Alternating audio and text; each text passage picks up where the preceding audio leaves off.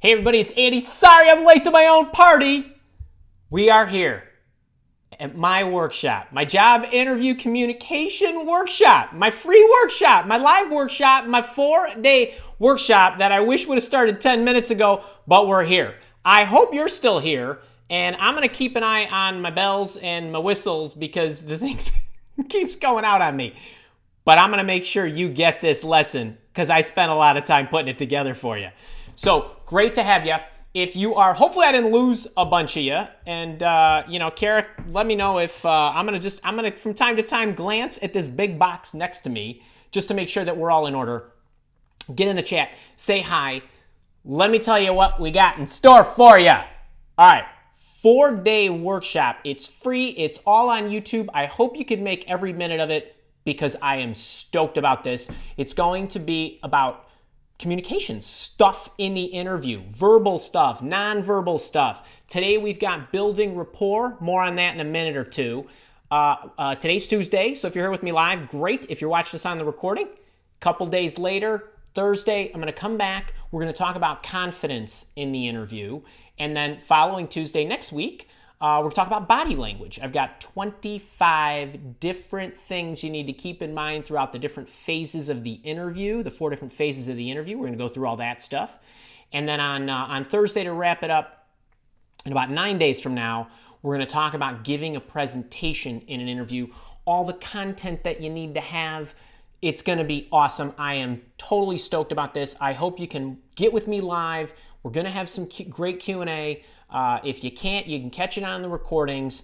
But over the next 9 days, there's going to be a lot of hoopla related to this. So I'm glad to have you. I hope you're as excited about this as I am. Get in the chat, say hi, tell me where you're from, what you need, all that good stuff. One little ground rule change from normal. Because this is a job interview communication workshop, I'd like to place more precedence on questions related to the topic of the day or at least job interviewing. So Kara's going to help me kind of fish through. You can ask me anything you want, but we are going to try to tackle the questions that are related to the topic first, and then I'll go through as many as I can within the hour or so. We'll be generous here over the next 4 days that we're going to do this. But I'm glad to be back with you. Sorry I was gone last week, but we were putting all this stuff together for you. So get in, say hi. I need to get a sip of my tea, and then we're gonna get rolling. All right. Today it's going to be about building rapport, and what I want to focus on is building rapport in the first few seconds of the job interview. Why is this so important? I think you all could agree. Think about anything in your life, anything that you do, anything, sports, presentations, whatever it might be. When you get out of the gates fast, you feel a lot better. You feel more comfortable, more confident, like you got momentum, right? Any of you golfers out there, right? When you pipe that drive down the center of the fairway, it sets up the entire hole. Or maybe you par or birdie your first couple holes, you feel like the round's going to go well. Or that basketball jump shooter that knocks down a few shots early, right? You get the hot hand, or the quarterback who completes those first few or 3 passes, you get in kind of a rhythm. Well, it's the same kind of thing when you go into a job interview. Even as I give you these talks, and I know I've mentioned this a few times as I've done these talks.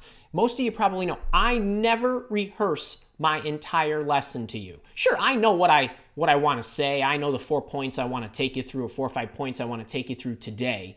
But when I get into these talks, the only thing that I actually say a couple or 3 times is the intro. I want to get the intro right. I actually want to start on time, but I want to get the intro right. It sets me in a nice rhythm with you. I feel collected. I'm sure you feel like that when you get into a job interview. And why is this so important in the job interview? When you think about what it is that you are dealing with whenever you meet somebody, right? Let's be honest, people judge pretty quickly, right? Those first impressions, they're starting to formulate them before you even open your mouth, right? Are you smiling? Are you doing things like that? Do you appear warm and welcoming? Well, think about it. Their biases kick in. They majorly kick in a time-compressed interview.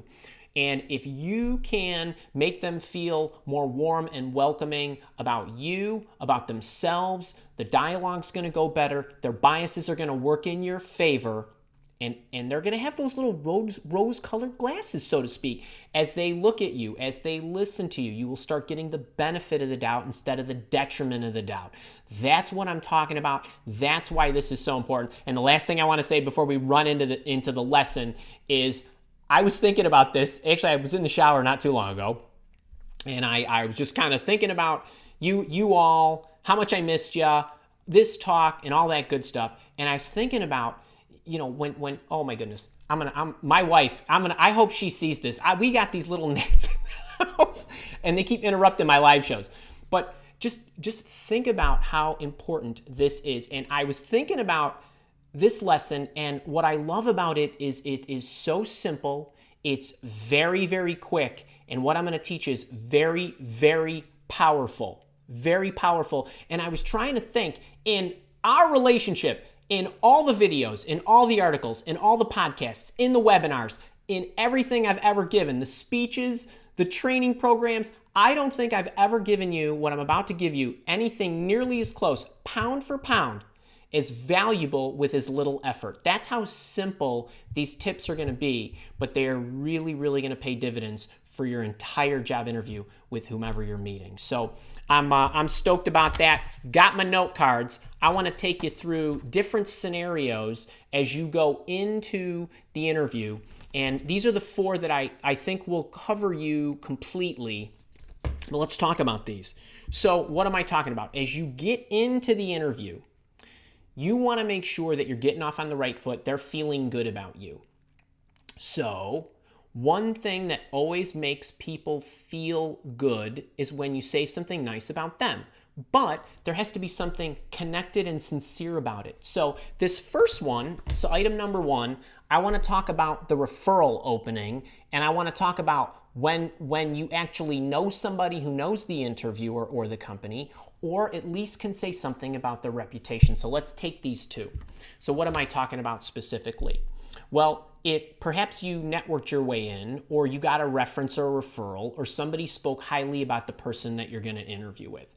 If that's the case, open up with something like, hey, Sally, it's really great to meet you. John said so many nice things about you. I was really looking forward to this. That's it. Just something like that. When you actually have the luxury of somebody you know who knows the interviewer. This happens quite a bit. It actually happens quite a bit, but this is, I mean, that's the home run. That's the one where you can draw that connection. People generally feel good about that. People love to hear compliments about themselves. They do. Of course, it needs to be sincere, but you need to be able to do that. And if your friend, your colleague, whoever it was, referred you into the company but does not necessarily know the person you're interviewing with, you can also say something similar along those lines. Hey, Sally, I was really looking forward to meeting you. My friend John or Jerry or whoever it is said so many nice things about your company. I was really looking forward to talking with you and learning more about it. Just something like that. Very, very powerful. And if you don't have that kind of connection, and your friend or your colleague doesn't necessarily know the interviewer, you can, if they know of the interviewer, you can also say something along the lines of their reputation. I was really looking forward to meeting you. So-and-so said he heard so many nice things about you and the impact that you have inside this organization, says you got a great reputation, so I was really looking forward to meeting you. Something like that. But when you've got a referral, capitalize on it. True story, here you go. For many, many years, and still to this day, most of you know that I operate a search firm called Mile Walk. And we're an executive search firm. We get hired by businesses. They want us to go out and recruit top talent. We go do that. Before every single interview, we tell our job candidate, the seeker, to, when they say hello to the interviewer, if we know the interviewer, we tell them, you just make sure you say, I was really looking forward to meeting you, and he said a lot of nice things. And that's true, because I did say a lot of nice things. Or Andy said you really do, he gets great word on you and the impact you're having in the organization. So they always get that advantage when they go in. Same kind of thing. A true story about a year and a half ago, a client of ours, chief operating officer, she was looking for a very senior sales person. She and her team were looking on their own. They'd interviewed a bunch of people. They really weren't finding anybody that they liked. She calls us up. This is common. This is how it happens, right? They try it on their own. Then they come to us. We showed them one person. Guy's name was Jason. Jason calls her for a phone screen just to introduce himself. Gave him the little coaching, but he picks up the phone, gets engaged with her. When he's done, he calls me, says he has a great call. She's going to line him up to meet with the rest of the team. She and I debrief. First thing she says out of her mouth is, Andy, we're going to hire this guy. I knew that in the first 5 seconds, the way he picked up the phone. His energy, hello, his greeting, all that good stuff. She knew that quickly. Now, obviously, she had some things to compare it to. But this is what I'm talking about. You get it in your head. And so, yes, sure, of course, he went through the rest of the process. But what was that like when the chief operating officer says to everybody else, I love this guy. I think you're going to love him too. Right? So that's what I'm talking about. That kind of connection is important. But let's say you don't know somebody who knows somebody, right? Or they don't know the company. How about this one? Don't even ask me how many times I drew this card with this heart. It took me like 3 times just to get a legible heart. But I call this one the background. The long aspects and the short aspects. Let's talk about what this is. So let's say you don't have a referral. You don't know anybody who knows the interviewers, or you don't know anybody who knows the company, but you do know who it is you're going to be speaking with. Okay, so you got Susie Smith's background. You were able to look at it as you should. It's not stalking. As a matter of fact, it's actually bad form if you don't know anything about the interviewer when you very easily could have. So take a look at their background. What do you notice about it? Is there a pattern? Have they been with the company a long period of time? Have they been with the company a short period of time? Have they worked at some phenomenal companies? Whatever it might be, same kind of thing. You go in, hey, Susie, I was really looking forward to talking with you. Looks like you've done a lot of great things. I've seen you've been with the company for quite a while. I can't wait when I get a chance to ask you what's kept you here, but I'm really looking forward to that. Okay, that's one way. Maybe Sally's just been with the company for a very short period of time. She's been with the company a short period of time. Hey, I loved your background. I noticed you recently joined the company. When I get a chance, I can't wait to ask you what drew you to the company and what surprised you about being here. Really looking forward to this, right? Something like that. The point here is you likely are going to know this, at least this much. And if not, I'm going to take you a rung or two down. But think about what is it that you can say as you're saying hello. Now we'll talk about all the body language stuff next week, but this is what I want to come out of your mouth as quickly as possible. Whether you're walking in the door and you're inside his or her office, or you're going to a panel interview, or you're sitting in a room and they're rotating the bodies in and out. Same kind of thing. You can get in a few seconds of that hello, makes all the difference in the world. And think about the messages that you're sending them, right? You're smiling, you're saying hello, you're shaking hands, you're getting that out of your mouth, and you're telling them, hey, I did my homework. So that's the background one. That's assuming you know the interviewer, right? Okay, how about this one? Maybe you don't know the interviewer's background. Maybe the interviewer didn't have a LinkedIn profile. Maybe you can't find him or her, whatever it might be. Maybe you just don't know a whole lot, but maybe at least you know the function of the person. So this one I like. What if you know the function? You're meeting with the CIO. You're meeting with the head of marketing. You're meeting with the VP of IT or a salesperson or whatever. That's what I'm talking about. You love the function. You want to learn about it, or you aspire to be it. So here's what you could do. You come in and you don't know anything about me, or the recruiter or whatever. Hey, I'm really interested in. So we're talking about people who you're interviewing with, who you likely are going to be working with. I really loved your background. I want to understand how you became the chief information officer. I really want to learn more about that function because I aspire to be it one day. Or I'm greatly interested in talking with you about that. I've always been fascinated with that. So I'd love to learn a little bit about that at some point throughout the interview. Something like that, but you can reference what it is they do. You don't even need to know what their background is. But if this person is the VP of marketing, you know that they run the marketing department. You can take a look at what VPs of marketing do in general. And you can throw a few extra words in there if you want. But you make an association between them, their function, and your interest or aspiration in it. So that's another good one. Now, sometimes, I know some of you are out there going, Andy, when are you going to get to the cold ones? Well, what happens when you walk in the door and you don't know who you're speaking with? Or surprise, somebody comes in, says, hey, Susie couldn't make it. I'm Sally. I'm gonna interview you. Well, first thing you got to do is you got to get some info about that person. Hey, Sally, great to meet you. Just so I have some context, where do you fit into all this? Well, what department do you run? What projects do you work on? Whatever it is that you want to say to elicit a response regarding what he or she or they do. So maybe it's a panel interview. Maybe you know 3 of them, but you don't know 1 or 2 of them. Hey, but before we get started, can you just let me know how do you fit into the organization? That would help give me some context and an understanding of who you are. And that'll also help me just as I provide context about my background and working with you or questions that I might have for you. That's a very, very fair request. And then once you get some information about that person, then you can maybe use the function connection or something of that nature. So those are 4 really, really good ways to draw connection immediately. You do not need to ramble. It can be very, very quick. You can say it in 10 seconds. You really can. Now, I know some of you are probably going to say, well, hey, what about when it's just not going well? It's just not going well. They look like a sourpuss. The first thing I'm going to say in Andy-like fashion is, well, you know what? If they're a sourpuss and they're behaving that way towards you, I know everybody's entitled to a bad day, but if they go through the entire process like that, questions would be running through my head about whether you even want to work there, right?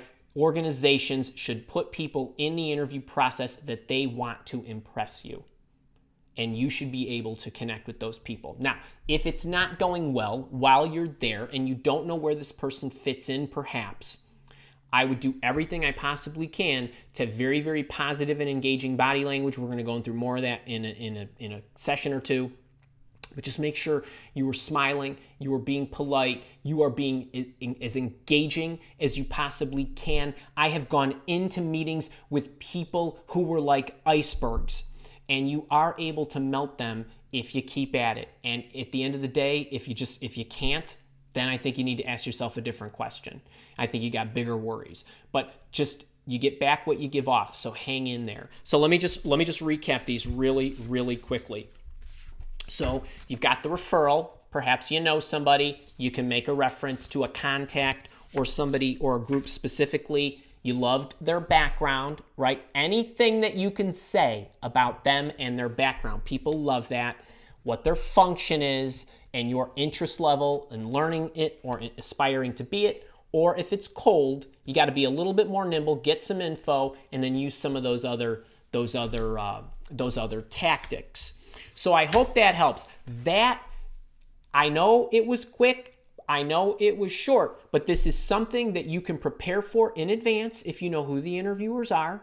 And even if you don't, you can be ready to say, I need to find out who they are. And then my reaction needs to be, what is it that I'm going to say about that particular function? So I hope that serves you.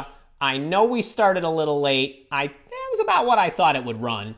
So I hope you enjoyed that. We are going to go to the Q&A right now. I've got one announcement. This is going to be very quick. And for those of you who are on my email list, you know the Job Search Bootcamp is on special until the 18th of October. That's a week from Friday. It is a 5-module program. It's an entire job searching program. It's awesome. And we've got a 5-week run of live sessions that we're starting on the 18th, and we're running consecutive weeks till November 15th. So there's 5 sessions in there. I'm going to be doing some teaching in there. Those are private group coaching sessions for the boot campers. If you get in it now, you can go through the program, come to the start of the live sessions with all your questions, and I'll answer them for you. But if you get in now, you'll have time to go through the program. The special runs through the 18th, so you've got some time. But if you're smart and you're on the fence and you want to get in, I would get in and start going through it if you can. One other enticement, and then we're going to go to the Q&A. Tomorrow, I actually have a private session with my Leadership Monthly Live group. So October 9th, I have a session with my leaders. And we're going to be covering energy and how to maintain high levels of energy. And I'm going to be teaching them every single thing that I do in my life to harness the energy that I have and never run out. So it's everything from the way I plan my day to the way I go through my day to what I eat, what I don't, how I sleep, all that good stuff. Every single thing you can imagine. Diet, all exercise, all that good stuff is all packaged. Dare I say I went a little overboard on the workbook. It's about a 20-pager, but you get a great workbook. Here's the thing. If you get into the boot camp today, as in the date mark is October 8th, by midnight tonight, you can come to my session tomorrow as a free gift from me. I love this subject so much. I want to entice you to get in the boot camp, take care of yourself, get the kind of energy you want, and I'd love to have you. So anybody that we see that comes through the boot camp today, into the boot camp today, we'll send you a private invite for tomorrow, October 9th, Wednesday. If you're watching this on the recording and it's any later than October 8th, deal's gone. But I hope you can jump in. All right, let's go to the chat. And one more time, sorry about my internet's connection. I don't know what happened. I got 188 people here. All right, so you guys hung in there with me. All right, so I'm going to head right to the chat. Kara has grabbed some questions for me. I'm going to run through these, but we'll kind of roll through. Hey to everybody. If you're in my boot camp already, tell me about it. Let me know. Cheer on the others. Tell them, your experience in the program. I always love it when you guys share what's going on. I've got a ton of testimonials I'm going to be sending you guys over the next week or so in the emails. But I really hope you jump in on that. All right, Jose Velasquez. I've got this. Kara, is that the first one? Just give me a hi, and then I'll run with it. I had many job interviews, personal and by the phone, and they lasted more than 90 minutes each. Awesome. Everything was going well, but after, nothing happens. Now I don't know what I'm doing wrong. Okay, so Jose, I'd love to tell you I know exactly what you're doing wrong. I have no idea how many is, why companies are not getting back to you. I don't know how frequently you are, they are engaging with you and other folks. So it's very, very difficult for me to say what that is. If you have any more detail, I'll be happy to do a better job trying to give you some specifics, but that's just too big of a blue ocean for me to tell you what you're doing wrong. Lee, how best do you build rapport when it's a phone interview? Lee, I would say the same thing that I just said. So that example I gave you with Jason when he was talking to my client, Joanna. Hey, Joanna, I was really looking forward to talking with you. I'm excited about the position, and I'm really excited, based on everything Andy's told me about you, the organization, and the role itself. So I'm really looking forward to learning from you. And then you can also use, hey, I saw your function. Hey, I saw you've been there for a while. Great to speak with you. It doesn't matter whether you're on the phone or in person. You can use those same tactics. Tim Gales, my boot camper. How are ya? Panel interview next week. Awesome. Good luck to you. 4 people. How do I establish rapport?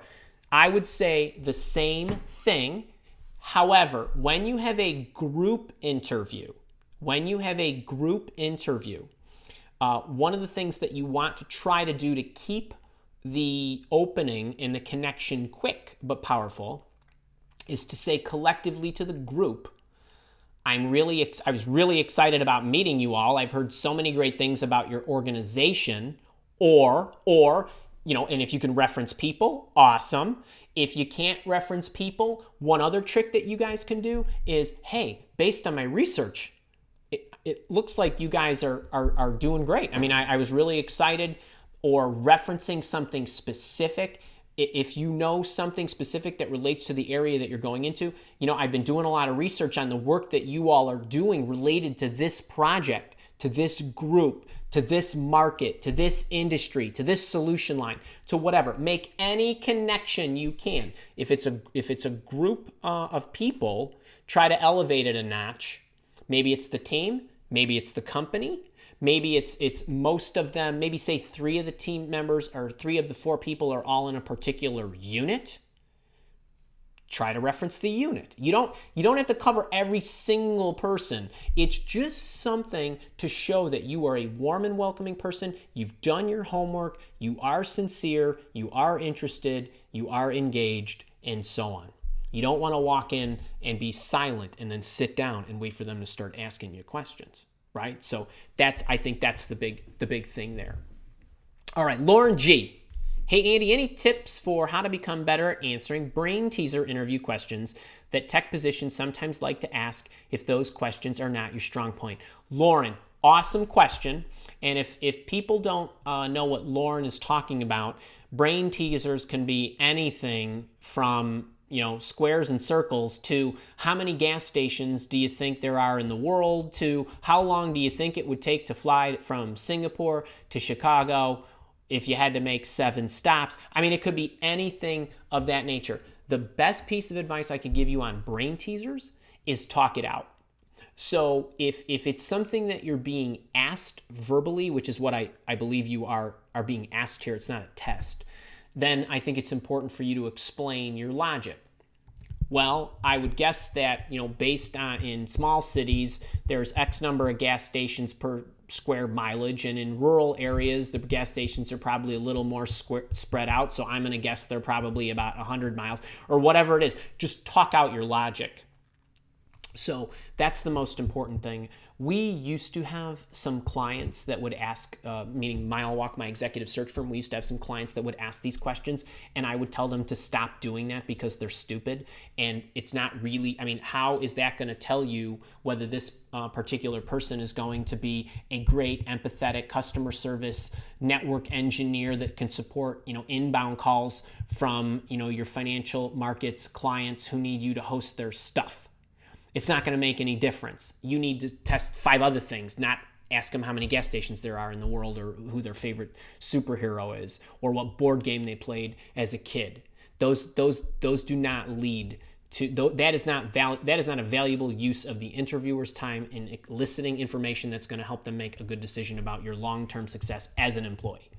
So that's my opinion on those. I understand that you have to answer what they ask you, but that's how I would do it. I would talk it out. Sarah McHugh, I'm wondering about having a job interview for promotion type position in same department. Interviewers are current boss and coworkers. Sarah, kick it up a notch. Tell them something about you that they don't already know and make it something that you did beyond the scope of whatever it is that you do. So you got 2 directions. Being more awesome at what you do. If this is a promotion, simply a notch up, straight up the line, meaning you're this and you're going straight up, or you're hopping over a different career track. Then you need to talk about the investigation that you're doing, all that stuff. Hey, Miss Boss Lady, I was really looking forward to sitting down with you in this because I can't wait to share with you some of the research and outside work that I've been doing in that area. It's the same kind of thing. It's just that you just need to take it a notch beyond wherever it is that you are.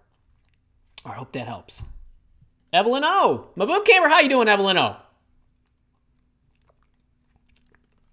You closed your small business to go back to school full time? Yes, I know that you did. In an interview, how do you answer the question, why did you leave your company? Evelyn, you just said it. I closed my business so I could go back to school because I have aspirations of being a human resource official. That's it. You don't even need to explain that. And if they say, well, why did you want to close your business? Just say, I prefer working full-time as opposed to being an owner and an operator. It's a personal preference. I've discovered that's what I enjoy more. I thought back about when I was happiest, and this is what aligned to it. I mean, it's just don't overcomplicate these things for Evelyn and anybody else. All right, Pete Puebla. I hate the tell me about yourself question. How do I answer that? Pete, you go check out my Tell Me About Yourself video that's got about 1 million views on YouTube, and there's your answer. Baby? Oh my goodness, I don't even know what that is. But baby, here you go. And nobody puts baby in the corner ever. Okay, is anyone else in public health safety? I'm wondering how applicable techniques and discussions here to my field. I'm not sure. I guess that's for the other people in the chat. MCK, I'm wondering if that's Mary. Mary from Oakbrook, is that your handle? I don't know if that's you. I've been an independent contractor 15 years, and I'm noticing the interviewers seem to get skittish about me having a 1099 versus a W-2 for so long. Yes. All right, Mary, couple things. I think that's you, Mary. Couple things. This goes for anybody who's self-employed, anybody who's a contractor, anybody who's looking to convert to full-time. Number one, I have a video on this on my YouTube channel. How to go from being a contractor to full-time, or how to go from being self-employed to a full-time employee. That's the first thing. Second thing is you're trying to overcome the biases that they have. So what is it that they ultimately are concerned about? You're going to get bored. Why will you remain here? So you just need to be upfront about, I would even say to them, if they don't ask this, but they're probably going to ask this, but I would say, yeah, I'm guessing one of the things that you're wondering about is why I want to go from being a contractor or self-employed to a full-time employee. So why don't we talk about that right away, right up front? And here's my reasons, and just explain what they are. And the popular ones are, it's very unsettling, or it's nerve-wracking to have to continually sell your services. I'm not a salesperson. I'm a project manager. I'm not a salesperson. I'm a this or whatever. That's my forte. My forte isn't selling myself. It's a little uncomfortable. I'm getting to a spot in my life where I'm really looking for a home. I want to build camaraderie with the people around me. Whatever it is you want to say. But you have to show them that you're going to be stable. That's the biggest thing. So you just got to head that off right away. But pick whatever it is. It's totally okay that you don't want to have to sell yourself every 6 months or 9 months. Right? You can say, I'm just at a point in my life where I want to focus. I want to do what I do best. And I don't want to have to worry about, changing every few months. That's what I would say.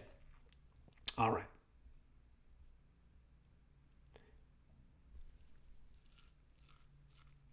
All right, Kara, I'm switching to your other list.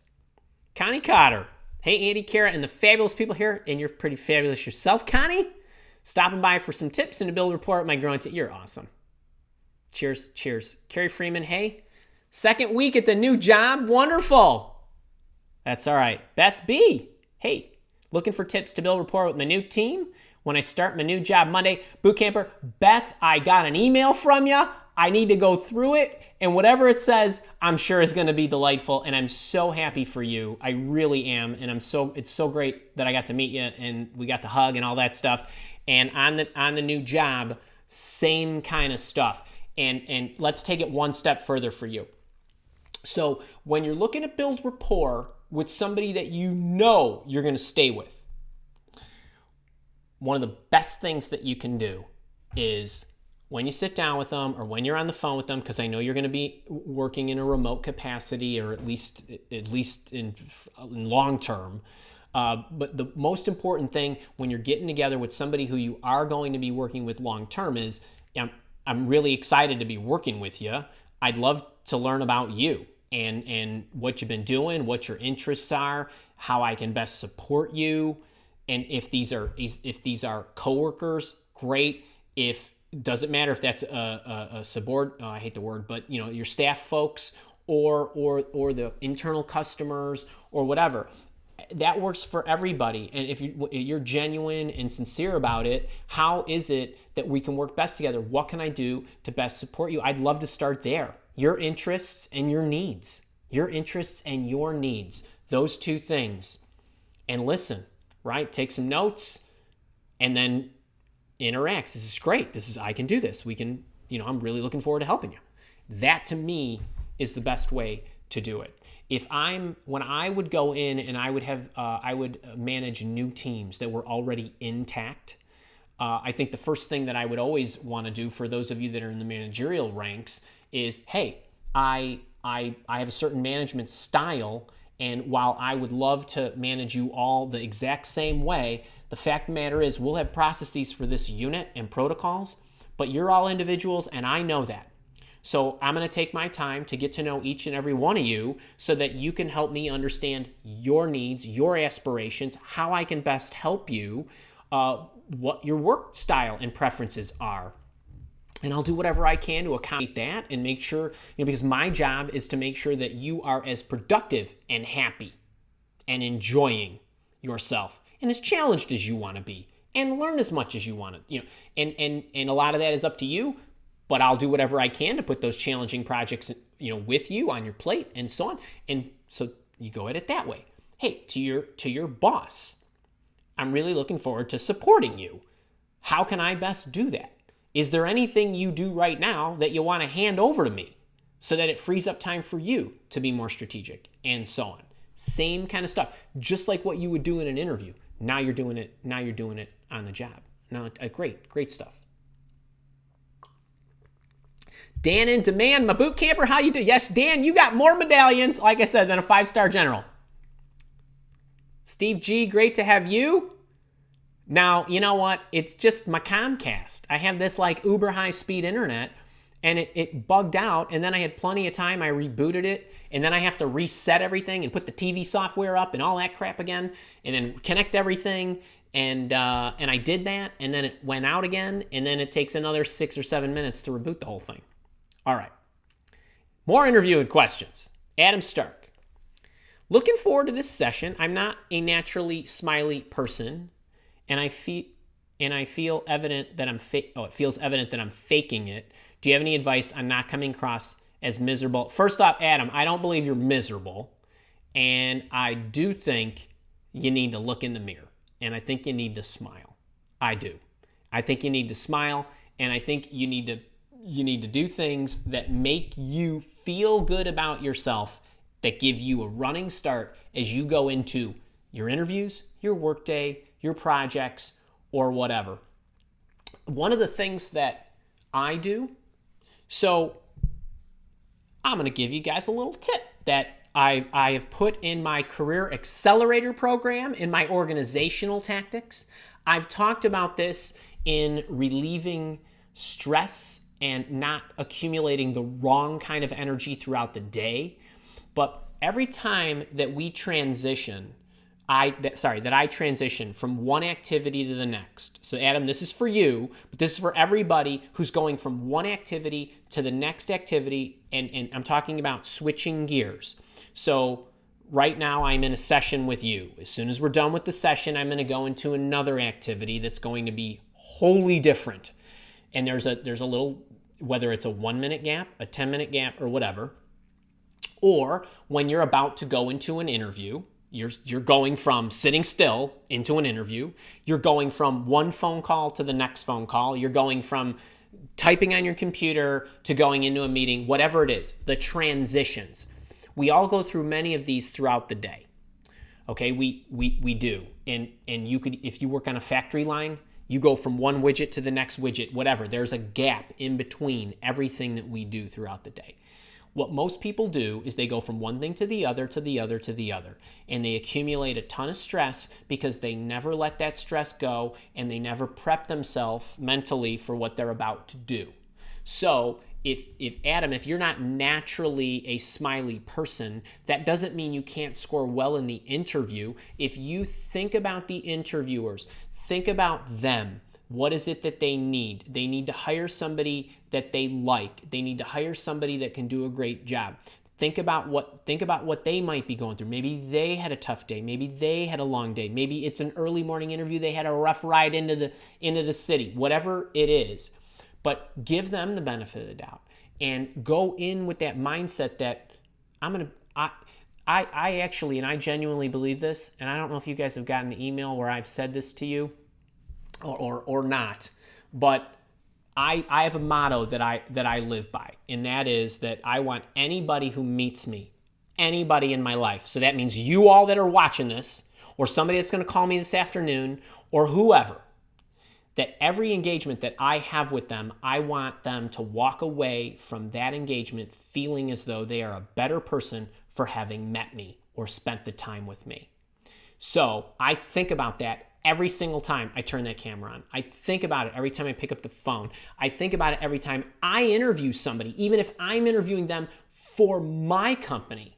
What can I make sure that they walk away with? If you start thinking like that in terms of how do I help the other people, even though I might need something, I think it's going to be a lot easier for you to come across likable and sincere, and people will find that attractive. And I think people get it that not everybody is smiley, upbeat, and a jumping bean.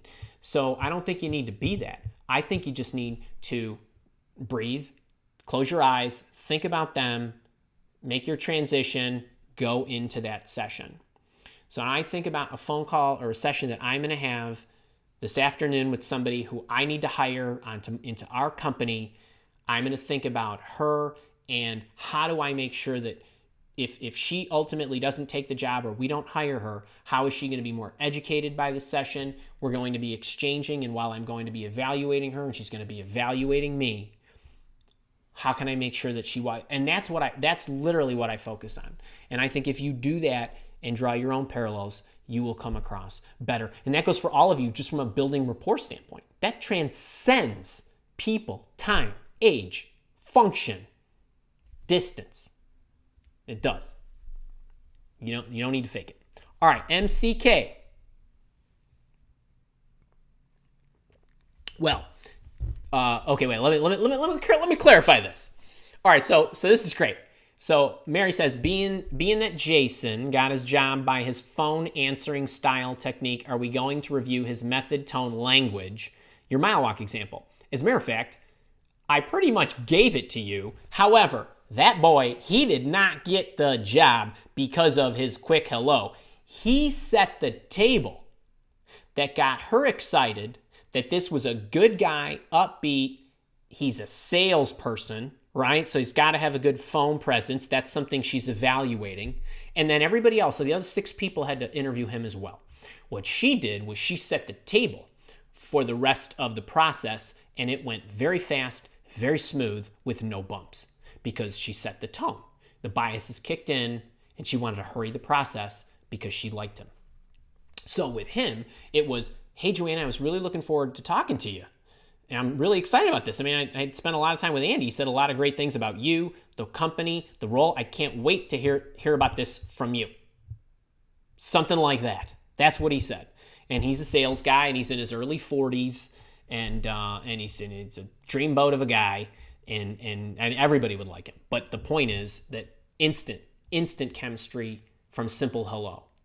When somebody calls me, and I feel like I gotta bang the phone. Do you true story?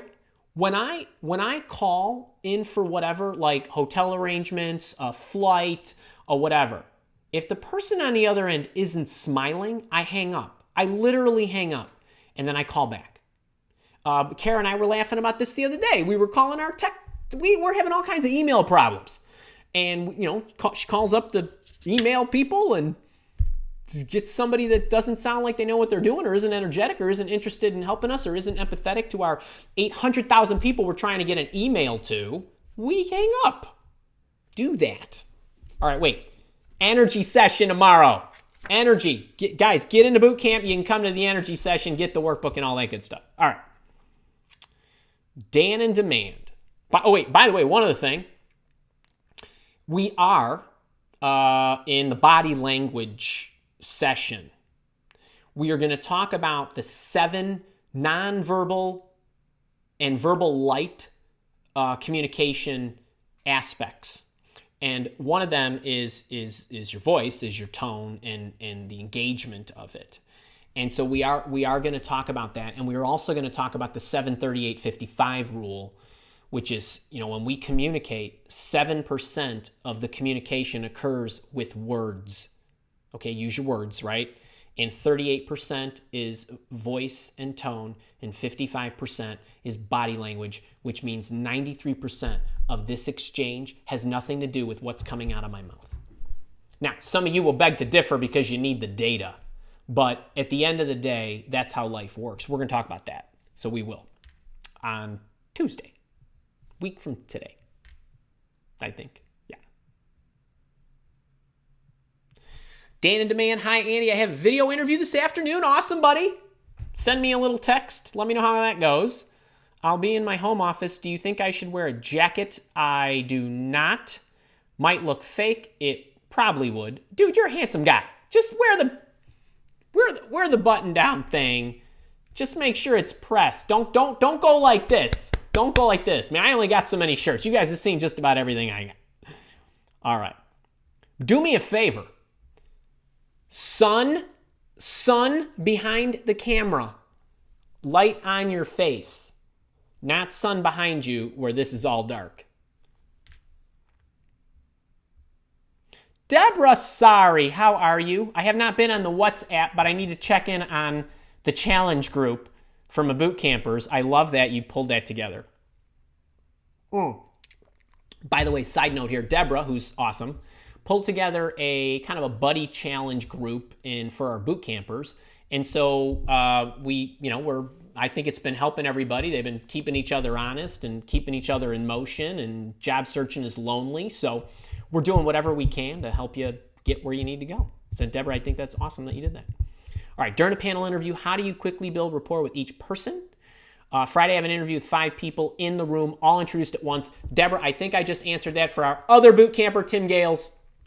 I would go with the same thing. If you missed it, and Kara's really on her game, she can, I don't know, flag it to you. But it would have been 56 minutes or less in, or actually I should say 46 minutes or less in. Alina G, another boot camper. What's the point of interviewing for 3 hours with 5 people? That's a little excessive. Why waste so many people's time and pitch a position that's not even in the budget? Some companies like to window shop. So, Alina, it's probably time you and I need to have phone chat. But I don't know.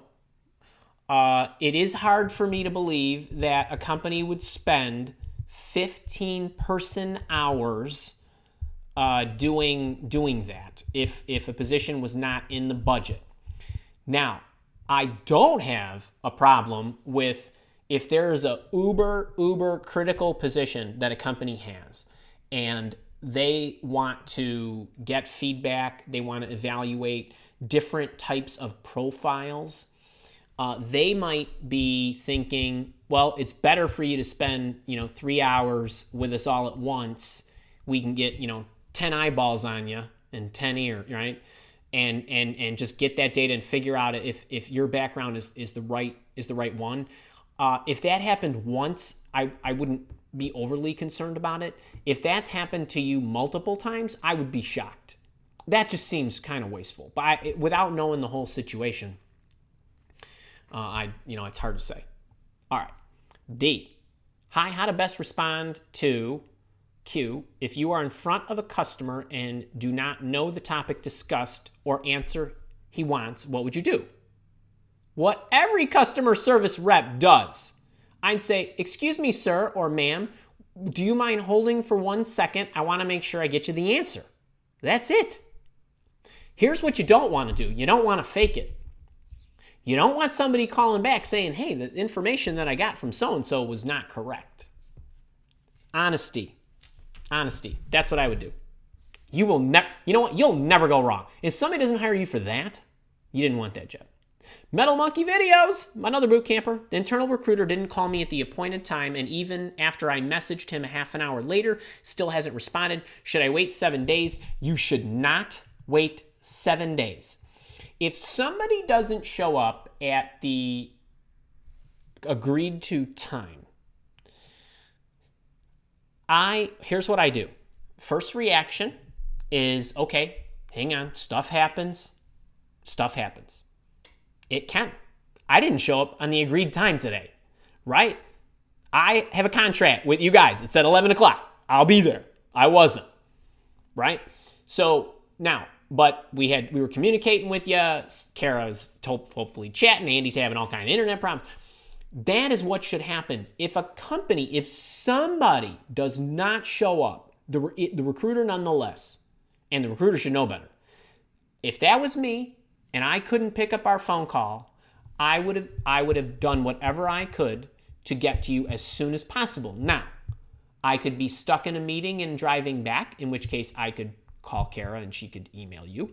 Or I could be in the hospital because somebody's sick and my child is there, or I'm at the vet with my doggy or something, and I can't get to you and I can't get a hold of Kara and whatever. I would call you immediately and say, I'm so sorry, let's reschedule. That's what you should, that is what, I don't like the word expect, because our expectations, just because we're all sane people here, doesn't mean everybody else is. And what normal human beings would do, we can't take that for granted. So in these situations, I would like to think that that person should get to you the same day, really, or very quickly. And if it's not the same day, if they got back to me and said, I'm so sorry, I had to rush to the hospital with my wife or my husband or whatever, and this is the first moment I got to, I'm so sorry, I'm really looking forward to talking to you. Can we schedule it for today, tomorrow, or the next day, or as soon as I'm back in the office, or whatever? If that's the reaction, I'm cool with that. But if you don't hear from them, or no, I wouldn't wait 7 days. I want to know now. I want to know now. That's different. That's different than, hey, great session, I'll call you within a few days, and then they don't call you within a few days, and then they call you within 5-6 days. That's fine. But no, I would expect more from that. And here again, expectations are crazy. All right, Jim Carroll, what's the best way to handle a question when you lack that skill set? Jim Carroll, it doesn't even matter what the rest of that thing is about the budgeting and all that good stuff. 2 things. 1, check out my video that says how to answer the question when you lack the experience. Literally, it says that, lack of experience. Just type that on my YouTube channel, and that's the video. We are going to talk about this, in fact, on Thursday, because this is a scenario where you need to be confident. Actually, Mary earlier asked about the tone. The moment that you have an opportunity to go squeamish, that'll send you south. But when you don't know the answer, your reaction, your voice, your tone, your body language in responding to it has a lot to do with how confident that they think you are and what they're actually hearing you say or not say. We're going to talk about that Thursday. That's actually the thrust of Thursday's session, in being confident, especially when you don't know the answer. So that you're going to get more on that. I've got a different twist on that on Thursday, but we're going to hit that. That's actually the whole topic.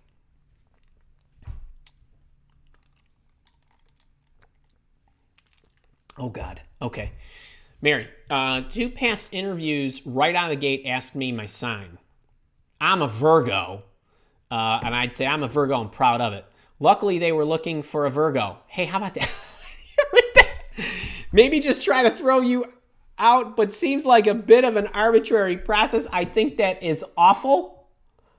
Borderline, I don't know what that is. But I am a Virgo through and through. And Dan in Demand, I almost had I used that coffee mug this morning, and then it had a bunch of coffee in it, and as I was rushing to get this set up, I switched to the how can I help you mug. But Mary, that's just nuts. All right, Joe Winter, another boot camper. Andy, I've been told I talk too much in interviews. I guess I try to oversell myself. What can I do to control this? 2 things. Joe, focus on their gap and only go there. So what is it that they need? What is it that they have to understand about you? So if they ask you a question, how would you do this? So, okay, I'm happy to share that, but you've got to have some kind of idea of the traits they're looking for, whether you ask them up front and they tell you, whether you look in the job description and it says we're looking for somebody who's organized, customer service oriented, great analytical skills, or whatever. You want to demonstrate those things. So how do you package up your stories where you're focusing just on selling to the gap and you're not rambling off in areas that are unimportant to them.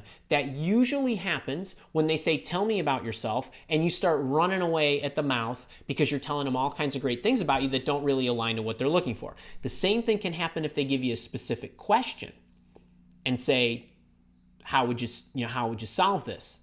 Before I tell anybody anything about, and by the way, we're going to talk about this a week from Thursday in the giving a presentation session. It's called framing. And what you do is when I respond to you in an interview, I would say, okay, well, the important thing about that project is there's going to be 3 phases to it. I'm going to have to cover this, this, and this, and I'll tell you how I would handle each one of those. I'm assuming all those are important for you to know. And you almost don't even wait for them to respond, and you keep going on with your story. But what you've done is you frame for them what they're going to hear in its entirety, step 1, 2, and 3, or these 3 sections, or whatever it is you're going to say to them. So now you've given them the body of what you're going to tell them. It's kind of like tell them what you're going to tell them, then tell them. So a lot of times what interviewers will do is they'll say, hey, those are all 3 important. Or no, actually only 2 of those are important. So just talk about the 2 of those. And what you're doing is you're giving them a chance to intercept you when you might talk too long.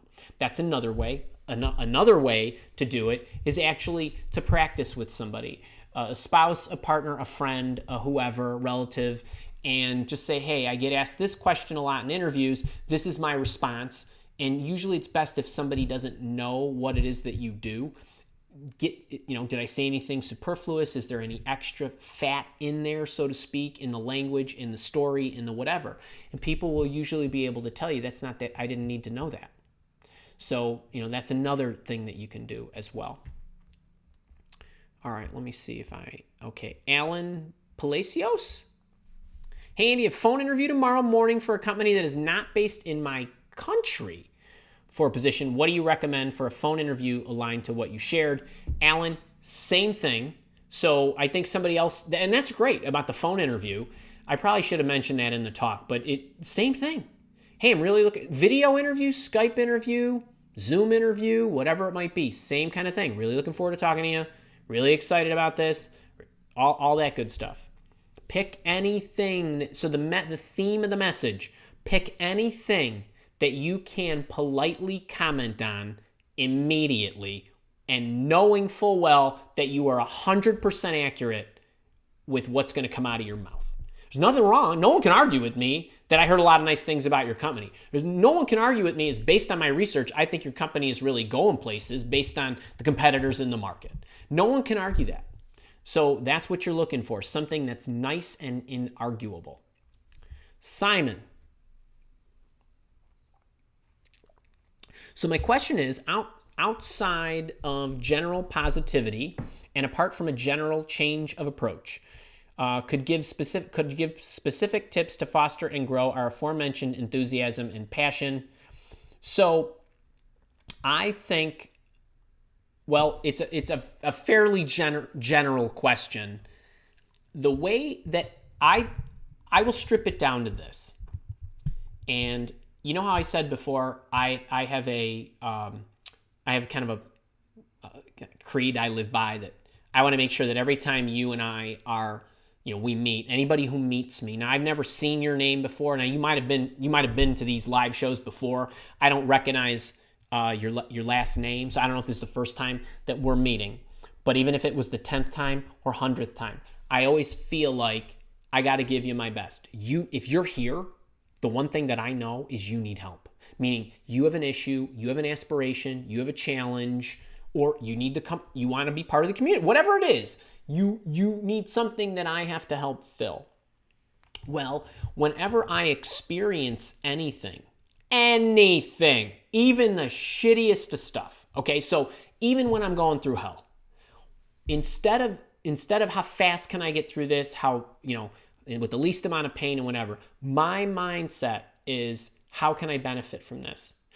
What good is in there? What good can come of this? And I literally approach everything like that. So if I'm in an interview, I could meet, at a minimum, I'm getting to meet a person. At a minimum, I'm getting to learn about a company. At a minimum, I'm getting to learn about what's out there, right? So every single thing that I do, every single time that I have to speak is an opportunity for me to get better at delivering this. It's an opportunity for me to serve, whatever. There's a million things that are great. Every time I do any encounter with anybody, for however brief or lengthy it is, good is going to come out of that because I'm always looking for that. And I think when you change your mindset and you look for the good, what benefit can I get out of doing this? I was swimming the other day. Okay, so I'm gonna do an Ironman next year, and I'm trying to breathe out of half of my mouth instead of all of my mouth. And guess what's happening? I'm getting water up my nose, and I'm getting water in my mouth, and I have to occasionally stop. But I mean, I'm keeping at it. Like what?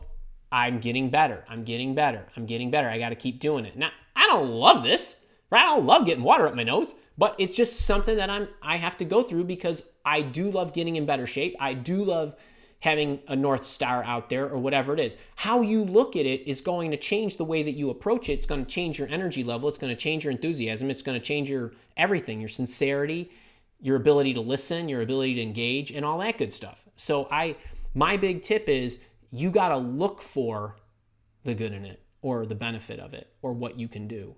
And mine always starts with, how can I serve it? How can I give first? What can I do to give? So that's my view. Push Pesh, my boot camper, how you doing? Don't you think appreciating someone at the beginning of the interview or saying two good things will be considered as flattering? No, I don't. It's all in the delivery. If you appear insincere, I don't think this is what you're asking though. If you appear insincere, you're going to be insincere and fake. But I assure you, you do it in a sincere manner and you say it so that it cannot be misconstrued as faulty or hollow flattery, I think you'll be fine. Mark Townsend, what to ask when asking for feedback after being told that you're not getting an offer? So, Mark, everybody, we are going to shoot a video on this one. Kara, right? I'm pretty sure this is in there. And we're going to do a session on this. But when you are seeking feedback in an interview, I would try not to. So how do I say this to you? So you can ask. Rarely will you get a straight answer. Like rarely will you get the exact answer. Now you will sometimes. So first thing is, it's okay to ask, but the context or guise under which you ask has to be calibrated properly. So I'll be really specific.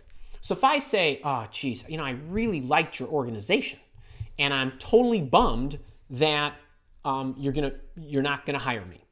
Now, they did one of a couple things. So the first thing that I want to know is, what did they actually do?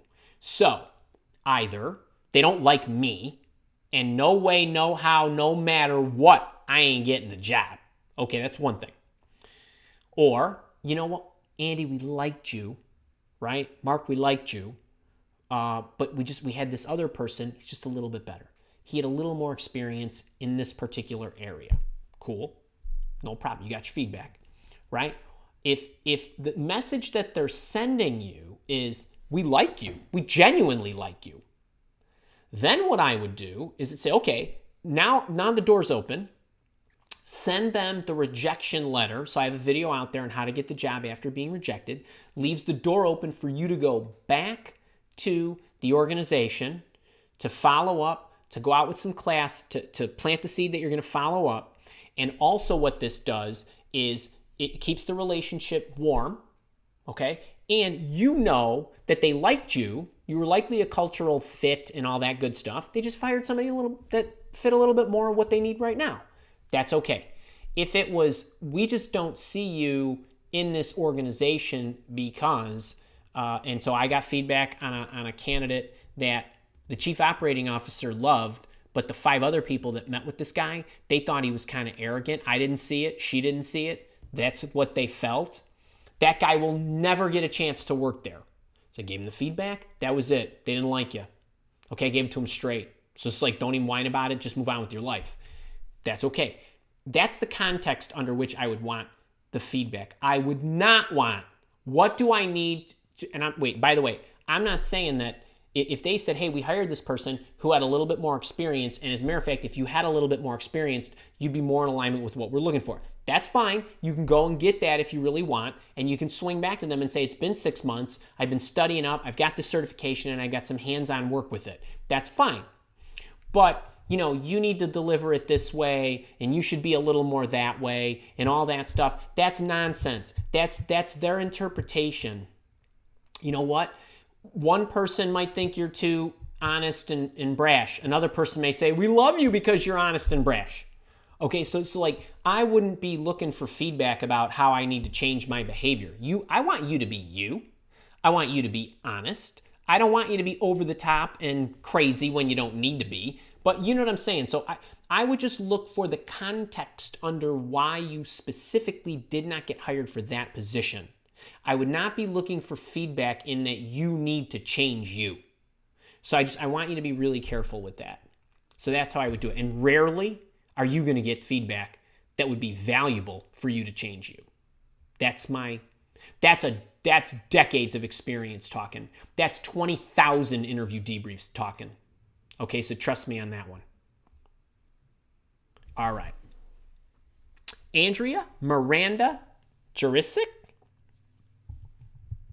Is it too early to ask in the second interview if the title can be adapted from manager to senior manager, given the fact that the role has 3 manager roles that report into you? Andrea, and everybody else, I would never, I'm going to use the word never, ever ask about a title change until I had them at the table and the offer was in front of me and we were kicking it back and forth. Because the second, I guarantee you, your stock is not very high in the second interview. At least it isn't with me. Even no matter how much I love you, right? In the first interview. If you're worried about title, my first reaction is you're not the right person for my company. Because we have directors that take manager roles that make 50 grand more than they did before. It makes no difference. What one company calls this position is entirely up to them. That particular managerial role here could be an analyst somewhere else. It could be a director or a VP somewhere else. That makes no difference. And on your resume, it really does not make as big a difference as you think. As a matter of fact, it makes no difference to me. What I look at is, what did you do? You got 3 direct reports, you got 3 direct reports. You got 3 manager roles reporting you, got 3 manager roles reporting you. So what? Right? What is it that you do? I don't really care what it is that you're called. And really, no one does. And people in recruitment, they get that. And occasionally, yeah, you're going to get somebody who says, well, geez, you were a manager, and then you were a senior manager, and then you were a manager. What happened? That person, that's probably not the company you want to work for, because if their protocols are that strict and rigid, there's something wrong with them. They're not hiring the best people. So so first off, I never negotiate until my stock is the highest. You're sending the wrong message if you're doing it that early. And here's one: do not ever do this. Well, I'm not going to have the cachet that I need to deal with my internal reports or people inside the organization if I'm called this. That's really bad. The one caveat I will throw in is, if you are an external facing position, and the higher the title, the better. Because outside the company, it's going to appear as though they're dealing with a person of senior authority. That argument can be made. I would also make that at the end. Last job I interviewed for. True story. Last job I had, the very last job that I had before I opened up Mile Walk, was back in 2003. I was interviewing. Yeah, 2003. It was a short, I only was there a year because then I opened up my own company. We go through the interviews. We got through the whole process, and I didn't even know what the position was called. And they didn't even, then they give me the offer, and then the guy says, what title do you want? That happens a lot. And then actually I started, and then the second day on the job, I changed my title because my function changed, because we rearranged the scope. I would not be worried about that stuff. I would be worried about, I would actually make a point to say to them, I don't care about the title. I care about the work. I care about the people. I care about the opportunity. And I know I'm going to prove myself when I get in. You're going to call me whatever is appropriate. So I cannot say enough about this, how stay away from that stuff until your stock is highest. Patricia Atkinson, I got through the phone screen well. Awesome. Assuming the testing went well. They are thinking of me for 2 positions. How to use my experience to my best advantage. I love this company. I'm not really sure what to tell you here. I'm not sure what those positions are or which one you favor. I'm assuming you favor one. Here's how I would approach it, and this is how you get what you want. Mr. and Mrs. Head of the company, what is it that you need the most right now? Where can I serve this company the best? And do you know what they're going to say to that? Do you have a preference? That is like 98% chance of that reaction to that question. Now, what I'd probably say is, if it was me, because we're such a tiny company, and you said, actually, this woman this afternoon, I got like 6 positions I'm trying to roll into one for her. So I have things that I need, and then there's things that she can do really well and some things that she can't also, but we can try to roll it together. Well, with you, what I probably would say is, well, hey, this is what we need right now, but what is it that you're interested in? And if they're interviewing you for 2 positions, what they might do is they might lop off half and half and make a whole position for you, or you might get a position and a half rolled into one, or something like that. If you love the company, by the way, the reason I got on all this is because you capitalized I love the company, and that's what matters the most, so your head is dialed on straight. And as you go in there, say, I want to do whatever you need because I love this company, and I'm sure I'm going to be able to move around and help you in all kinds of areas. You'll do great. Go get them. I don't know if it's Karan. Spoke with the interviewer 3 weeks ago, sent her my resume. 2 weeks ago, I followed up. They are reviewing other candidates. Okay. I replied back asking if it's too early for her to provide a timeline. Nothing wrong with that. I haven't heard back. How do I follow up now? You had an interview. They have your resume. That was 2 weeks. You replied. I don't know when you replied. You said 2 weeks ago I followed up. Then they responded that they're reviewing other candidates. You replied back asking if it's too early.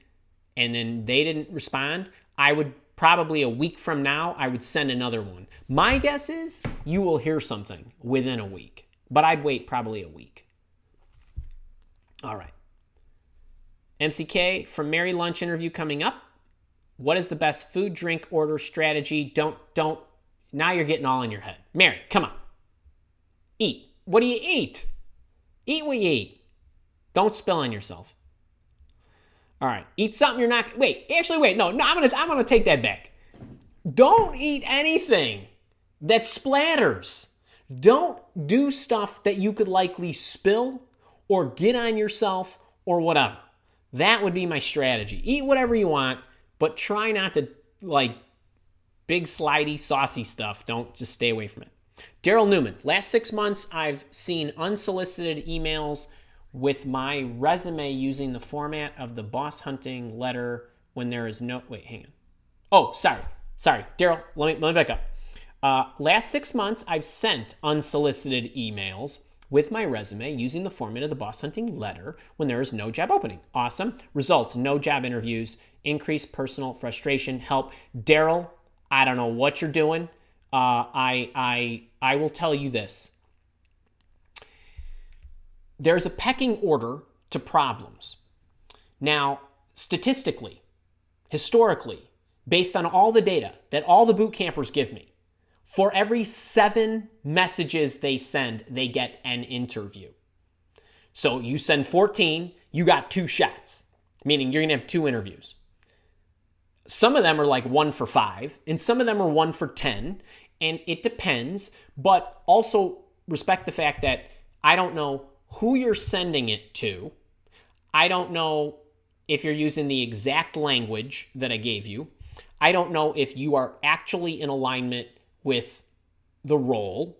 And here's another thing. If you're sending, I mean, we had one boot camper, I don't know if he's here, but he was reaching in to very large organizations and very, very senior people.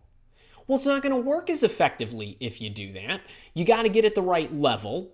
If you're at the smaller to medium-sized companies, you can go high. Those executives will likely honor and respond. I don't know. True story. If you got the email from me this morning and you saw Kirsty's email that's in my email, I fractioned out like maybe half of her email to me, and she sent it to 6 different executives in the hotel chain because she was interested in the hotel industry. She got 4 interviews with VP, so she went 66%. So I don't know, I don't know who you're sending it to. We had one boot camper who has gotten a job and moved his company or his family, and they are now settled in. And I just got his whoop-de-doo backflipping email. And what he did was he was sending the boss hunting email to the wrong level in the company.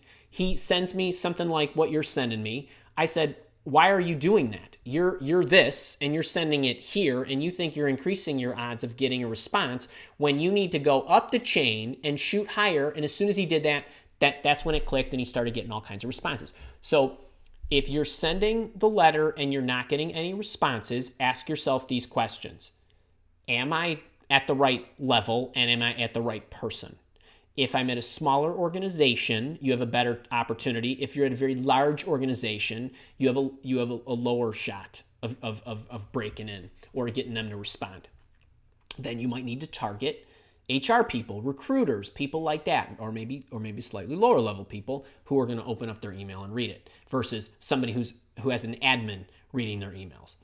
Are you targeting the right people? Are you tracking your emails? Do you know? Are they actually getting the email? Are they opening the email? Are they forwarding the email? And so on. So you got to have some analytics to be able to tell what's happening, because if people are opening your email, are they opening and deleting it immediately? Are they opening it, leaving it open and reading it and not responding? All of that stuff is going to tell you what to do. In the boot camp, we teach you not only how to do all of this, but we also teach you how to target the right people by using some Google Boolean strings, or some people call it LinkedIn X-ray, but that'll open up the kimono on the different people that you can contact. So there's a lot of things that can be wrong. The other thing, we had one guy, here's another one. We had one guy in the boot camp, gets in the boot camp, emails me the same thing he goes into the system, says, hey, I've sent the boss hunting cover letter to 40 some odd people. I'm not getting any responses. So I email him back. This is the troubleshooting. I said, okay, Kevin, okay, same thing I just said to you, Daryl. Are you targeting the right stuff? What does your resume look like? I asked him, I have no idea why I asked him, because I made an assumption. Did you go through the second module and format your resume like I said? He replies and he said, well, truth be told, I had my resume professionally done. True story. Had my resume professionally done, spent $1,000. So I'm using that. I said, send that to me. Let me look at what you're sending. Sent it to me. I sent him back. I said, I guarantee you they don't like your resume. Go to the boot camp, go to module 2, revamp your resume. Send it to me just so I can make sure you're using the structure, and then start it up again. He did that. 1 for 7. Had 4 interviews in a week, and off he went and to his new job. So there's many, many things that can be wrong. There's many, many variables that you have to look at. But check that list and see if you're targeting the right people, you got the right message, your resume looks good, right? Because I open emails. I open the resume. And I look at the resume. If I don't like it, then I just shut it, and then I just delete the email. That could be happening to you. So without actually working with you directly or seeing you in the boot camp or seeing you at these steps in what you're doing, it's difficult to tell you that. And 6 months, that's a long time. That's a really long time. Sequoia. We had a lot of new names. I don't know, you're a first timer. All right. How are we doing on time? Oh, we're almost out of time here. All right, off topic. Hang on, let me look. Kara, do me a favor. Let me know. Okay, I got a queue here of your questions that you've given me. Right now, put some dashes. That's it. I got to call halt because I see a bunch of these. I want to try to get these answered, but then we got to break. All right. Sequoia, off topic, but tomorrow's my final round. When they first posted the role, they said it was 140 to 160. With flexibility, now they are saying 130 to 150. Do I bring this up? No.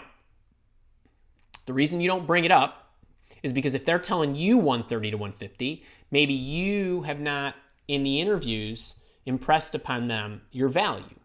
So what I would highly recommend is go watch the salary negotiation playlist. You can burn through all of that this afternoon before you go in tomorrow, and you will have my answers for what to do. All right, D, how to answer to stay in the game to a direct question on experience with software, which is strongly desired, is not specific, and once you hear it on the interview, you might not have it. D, check the video on how to get the job when you lack experience, or how to get hired when you lack experience, or something like that. It's in there. My answer is in there. It's packaged. It's only a few minutes. You'll know exactly what to do.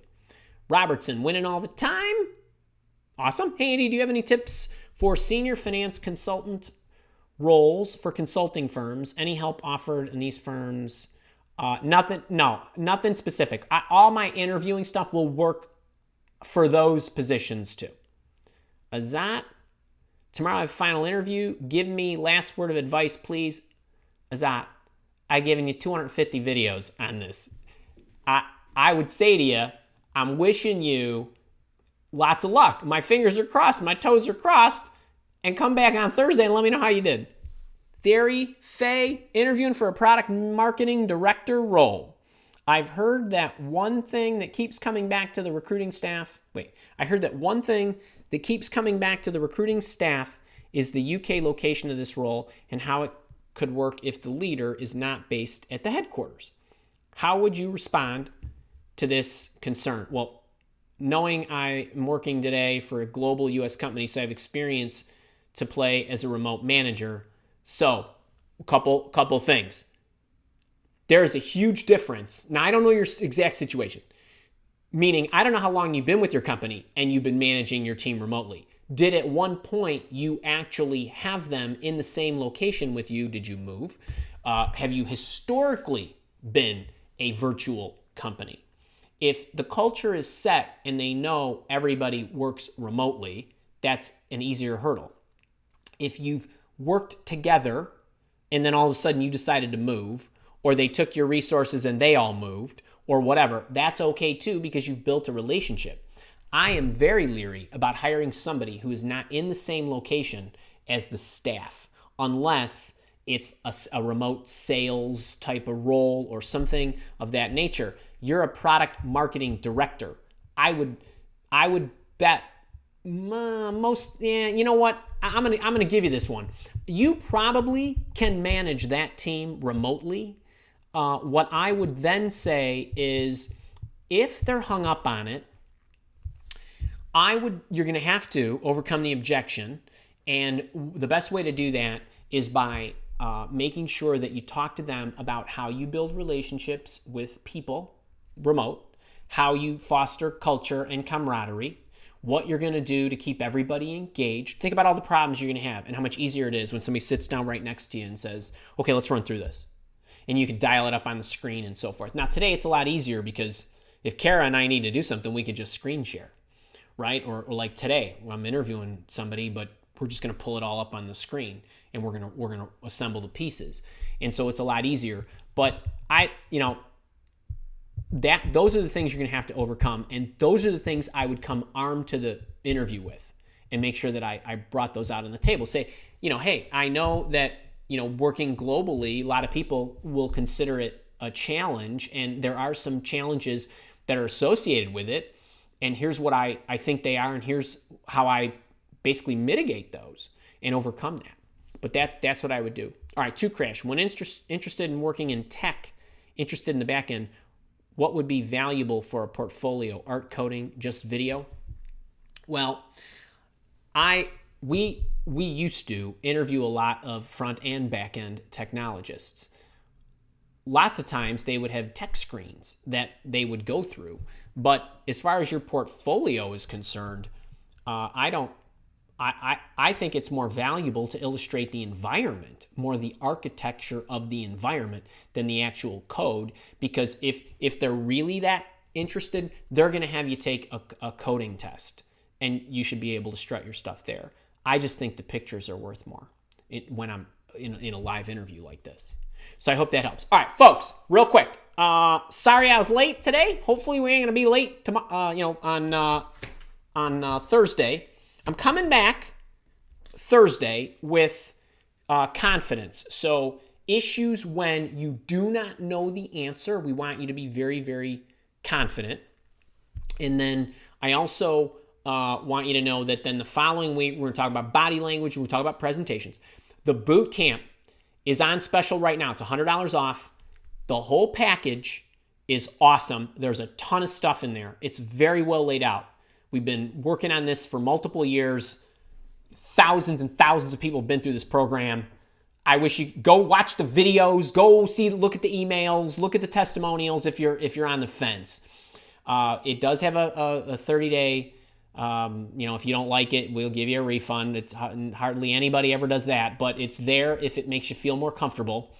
If you get in it today, this is a today only thing. Do not email me tomorrow and say, I want to get in. Can I come to the energy session? You want to come to the energy session tomorrow, you're going to have to enroll in the Leadership Monthly program.